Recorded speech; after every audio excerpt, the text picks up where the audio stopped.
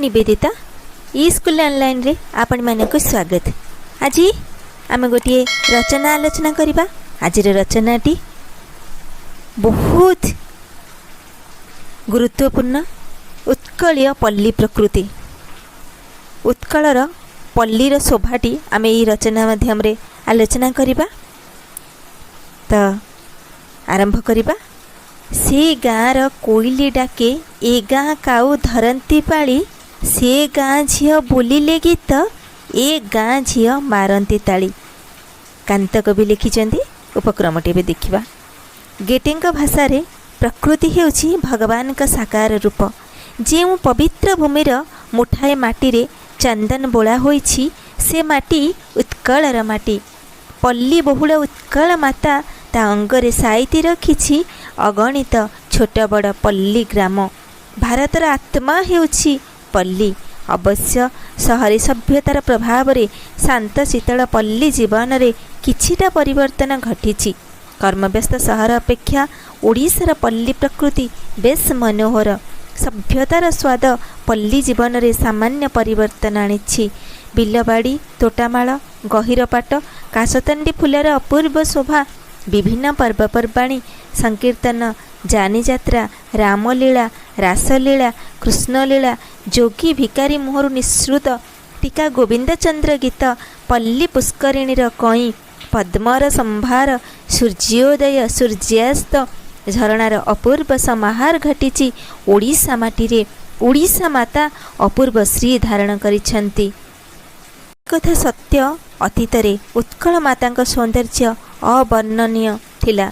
जनसंख्या वृद्धि, सभ्यतार अवक्षय, लोकचरित्रर परिवर्तन, प्राकृतिक परिवेशर विनाश घटिछि। तथापि उत्कल माता श्रीहीना होई नाहांती, कुरूपा होई नाहांती। सेथिपाई प्रकृति उपासक, कवि, भावुक, दार्शनिक उत्कलीय पल्ली प्रकृति सुदर्शन रे आत्मविभोर होइछन्ति। उदार कंठरे गाइछन्ति। आलुओ तार कि मनोहर, अंधकार ताठारु भल, जीवन पथे फिटाए नुआ राहाटी, छोट मोर गाँटी।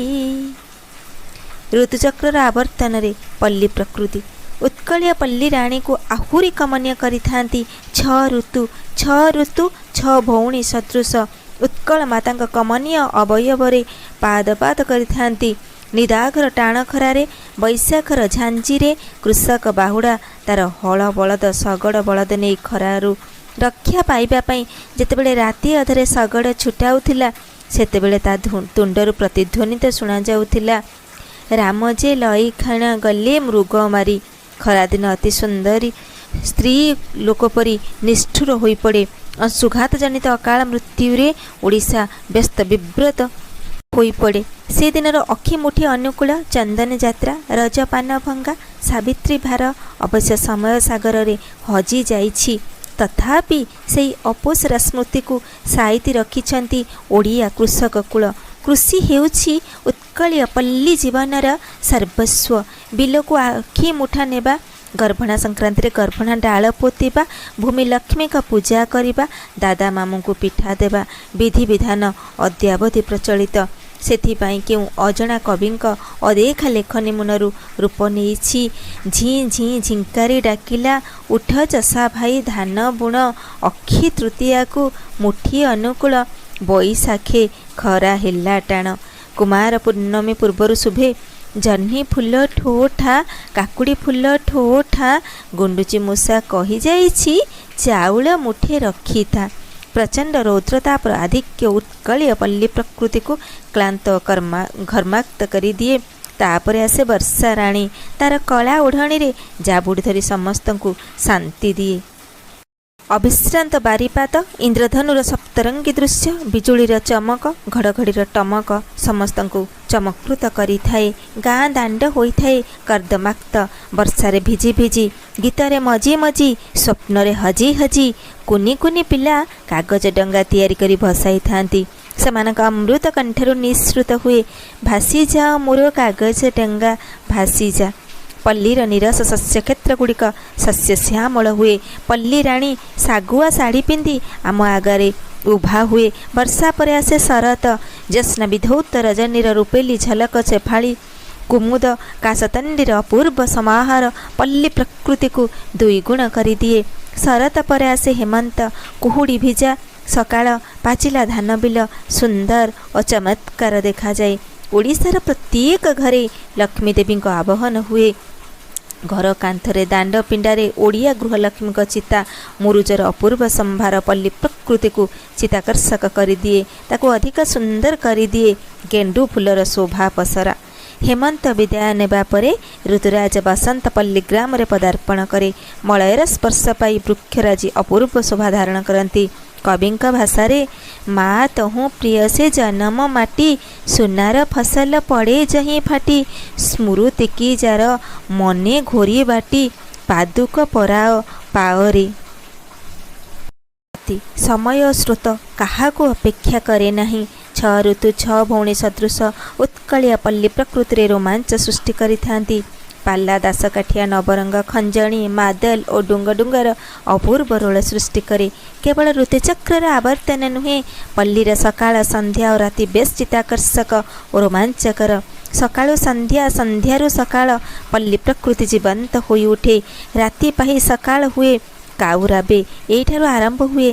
जनजीवनर परिचर्या। मंदिर रे घंटा घंटी बाजे। मस्जिद रु आदान शुभे। सूर्य लाल किरण समस्त जीवन को लाले लाल कर दिए। जी जहा धंदारे ठाकुर को डाकी बाहरी पड़ती। मध्याह्न समय भोजन समाप्त पर संध्या नई आसे।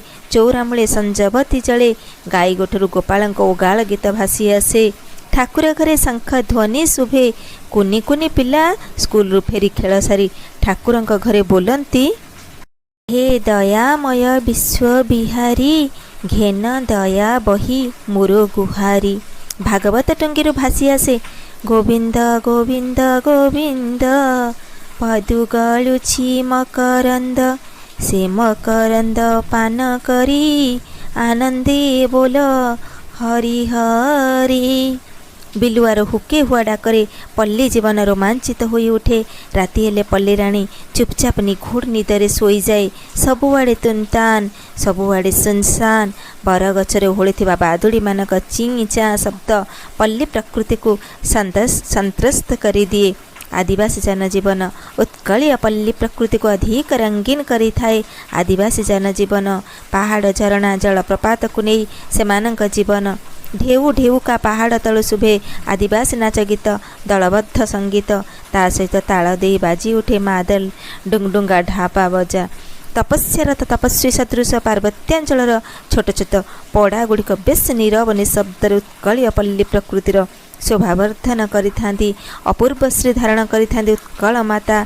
तत्सहित उत्कलर नद नदी सागर ह्रद सर्वपुरी गाँ गोहिरी गहिर पाट ग्राम पथ शोभावर्धन रे सहायक होइथांती।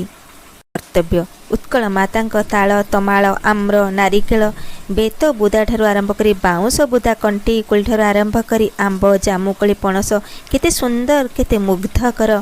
काकुड़ी भाड़ी कखारू लटा जह्नी फूल सोरिष कियारी निश्चित आनंददायक। वास्तविक उत्कलर पल्ली प्रकृति बेस कामनीय बेस रमणीय। पल्ली माटी प्रकृतिर धान कोठी नग्न सभ्यता आधुनिक शिक्षा सिनेमा और दूरदर्शन कुप्रभाव रे अवश्य पल्ली प्रकृति जीर्ण शीर्ण होइछि। तथापि सौंदर्य रसरे उत्कल माता रसाणित। ग्रीष्मर झांझीरे वर्षार बारिपातरे शीतर शीतुआ समीरे बसंतर मलୟରେ उत्कल माता आमको श्री संपद बंटन करिथांती। माँ सर्वंसहा आमे जेते भूल कले मध्य से क्षमामयी। ता माटी को आमे चंदन भली मुंडरे बोलिबा ताकू हीन मणिबा नहीं। जेते चेष्टा कले मध्य उत्कल माता को दीना हीना करि पारिबा नहीं। कारण उत्कल माता आपाद मस्तक श्री संपदरे परिपूर्ण। से संपदर जत्न नेबा छात्र मानक कर्तव्य। थरे भाबिले कार्तिक मासर आकाश दीपठारू आरंभ करी चैत मासर सिंगा शब्द कि आम मन छुई न थाए। उत्कलर पल्ली प्रकृति बेस मन छुआ चित्तचोरा। से प्रकृति पाद तले शत कोटी सहस्र कोटी प्रणाम। ताल गछ बर गछे पड़िअछि खरा पृथ्वीर माया छाड़ी पारुनाहीं परा पाणी घेनी बोहू माने जाउछंती घरे कणेई कणेई चाहुछंती थरे थरे बिलकू बाहुड़ी चषा पुओ अल्प अल्प अछि आकाशे आलुओ। व्यासकवि। किंबा हलिया फेरई खला काम सारी पाल देई जाए गुहाले गोठ छड़ा गाई बिले ओदा खाई करे हमा राब दुआरे। गोदावरी मिश्र लिखिछंदी। शेष कथा एकथा सत्य उत्कलीय पल्ली प्रकृति आज अवक्ष बलय पतित तथापि याकु प्राणमय रसमय करुचि नाथ जोगींक टीका गोविंद चंद्र। भजु कि नाराम नाम रे गोविंद भजु कि नाराम नाम भजिन पारिले कूल चंद्र मारे बांधिनी बकाल जमरे कुमर बांधिनी बकाल जम। यही उत्कलीय पल्ली प्रकृतिर रचनाटी आपण मानकु किछि परिमाण रे सूचना देइथिबो ए पल्ली प्रकृति को दर्शेइथिबो। जिते संभव वीडियो को शेयर करंतु। चैनल जदि भी नुआ आसी जाइछंदी सब्सक्राइब करिया को भूलिबेनी। धन्यवाद।